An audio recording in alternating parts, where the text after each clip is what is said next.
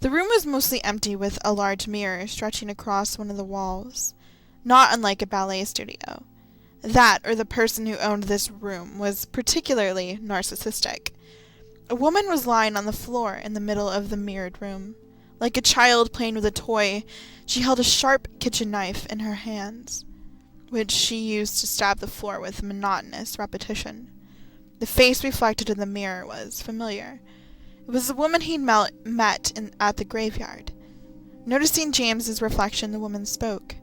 "Oh, it's you," she said listlessly. With her faint voice and vacant gaze, she seemed to like a completely different person than the one he'd met before. "Yeah, call me James. I'm Angela. Angela Orsko." "Angela, huh? That's a nice name." James addressed her in the gentlest way possible.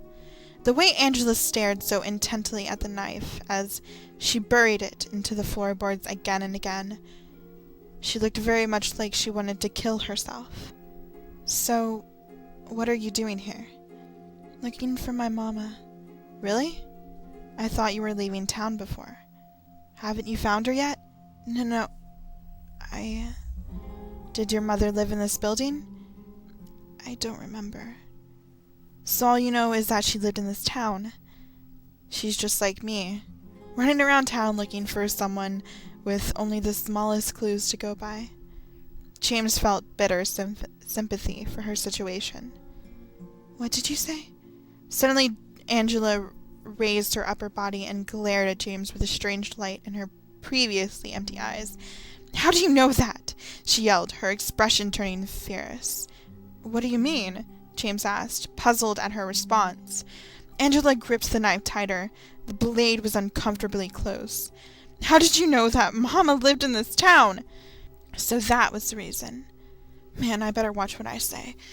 She really looks like she'd kill me if she got the chance." Not breathing a word of these thoughts, James replied, "I just thought that since you were looking for her here, that your mother lived here. Anyone could have thought that." "Yes, I guess you're right." The hostility disappeared from her face, and Angela fell back into her lethargic behavior. "Isn't that why you're here?" I don't know." "Then why come to Silent Hill in the first place?" At James's question, Angela cast her eyes to the floor. "Why are you in this town?" Angela avoided the question by asking it right back.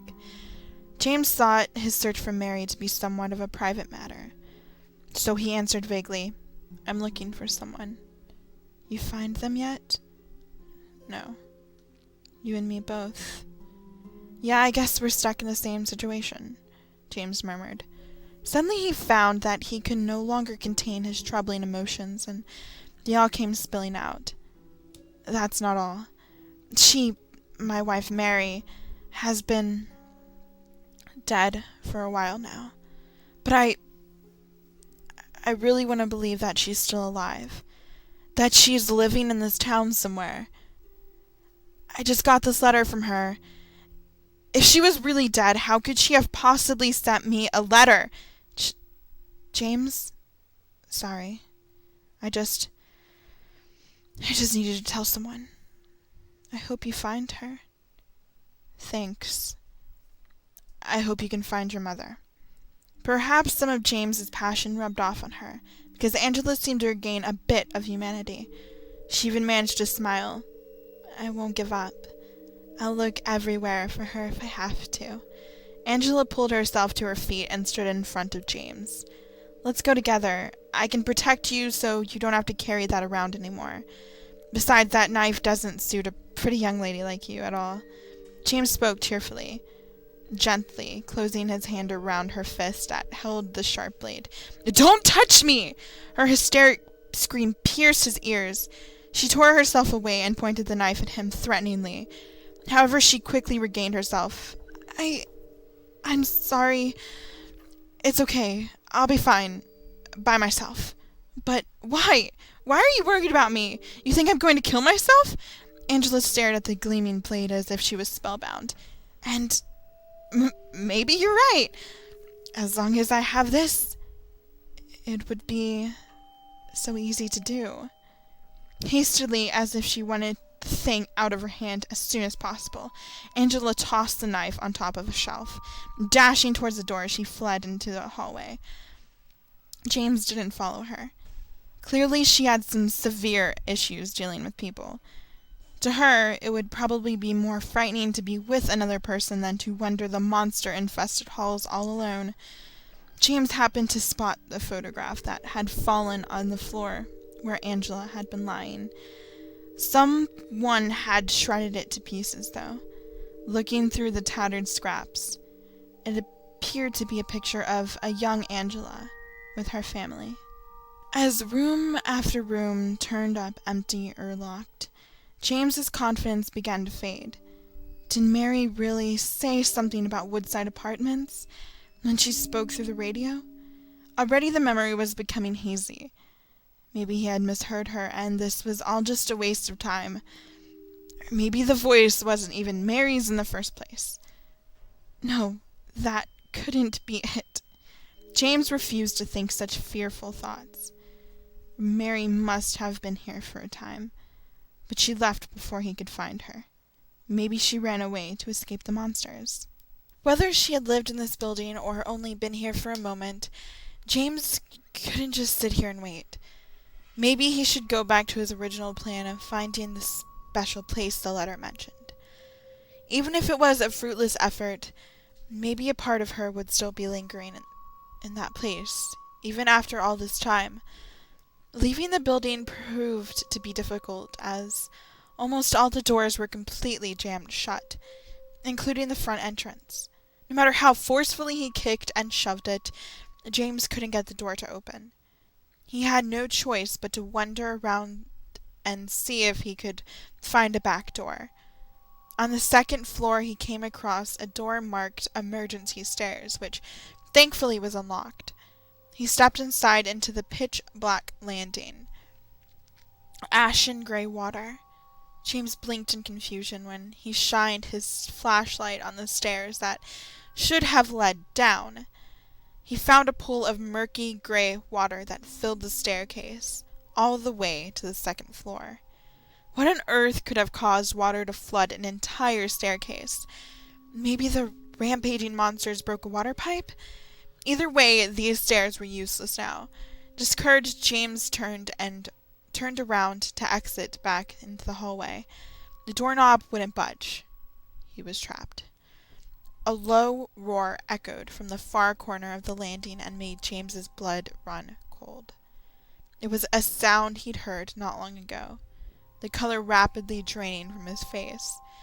James frantically kicked the door and tugged on the doorknob in a desperate but futile attempt to escape. Reluctantly, he turned around, his legs so weak that he could barely feel the ground beneath his feet. The flashlight's beam exposed a large figure lurking in the darkness. It was the demon he had encountered in room 307, the Red Demon. At the creature's feet was the recently killed corpse of an armless monster. Just like the mannequins from before, its body was mangled and broken, almost beyond recognition. Having finished dealing with its last victim, the pyramid monster slowly turned to face James. Because of its bizarre head, James had no way to read the creature's expression. He could easily imagine it smiling gleefully at the arrival of new prey. As the pyramid head stepped over the slain monster and advanced closer, a sharp metallic screech filled the small room. Its movements were slow and labored, as if it was carrying something very heavy. In the light reflected off the large and sinister thing the creature was holding, James could have fallen into a fit of mad laughter on the spot. This was no human he was dealing with. With the ease of an Olympic weightlifter, the monster lifted a large mass of iron. It was holding an absurdly large knife. One blow from that massive blade would surely be enough to slice James completely in half. Before his eyes, the monster sluggishly lifted the massive weapon above its head with its muscular arms. The knife was so incredibly heavy that even this giant of a monster was having difficulty swinging it. It was then that James found a ray of hope. If there was a way to win, he would have to try. James was able to beat this thing before, he could do it again. A harsh clang pierced through the locked room as the sword missed its intended victim and smashed into the concrete wall instead.